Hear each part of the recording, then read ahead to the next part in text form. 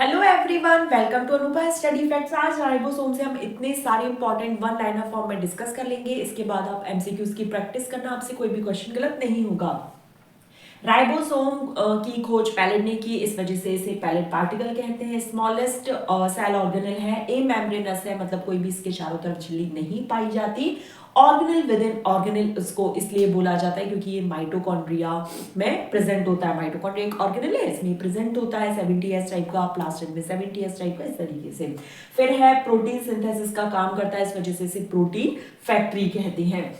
कहां पर प्रेजेंट होता है? Mitochondria, RER, outer nuclear membrane मतलब बाहरी केंद्र की झिल्ली, और साइटोप्लाज्म मतलब कोश का द्रव्यमय। फिर बात आती है जो आरआरएनए होता है, वो हाईएस्ट नंबर इन सेल, मतलब बहुत ज्यादा मात्रा में ये पाया जाता है। इसकी जो स्टेनिंग है वो टोलोइडी ब्लू है। माइटोकॉन्ड्रिया और गोल्जी बॉडी की स्टेनिंग आप मुझे कमेंट सेक्शन में बताएंगे।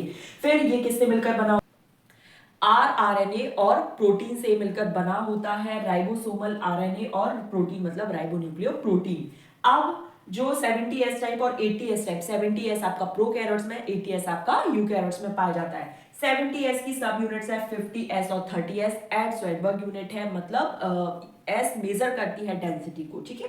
फिर ये जो दोनों सब यूनिट है, ये मैग्नीशियम की हेल्प से बाइंड अप होती है, जुड़ती हैं। 50s में 5s 23s आरआरएनए पाया जाता है। 23s आरआरएनए को पेप्टाइडल ट्रांसफरेज या फिर राइबोजाइम कहते हैं, जो कि कैटालिटिक प्रॉपर्टी, उत्प्रेरक प्रॉपर्टी दर्शाता है।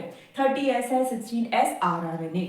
60 में 5s 5.8s और 28s आरआरएनए पाया जाता है। 40 में 18s आरआरएनए पाया जाता है।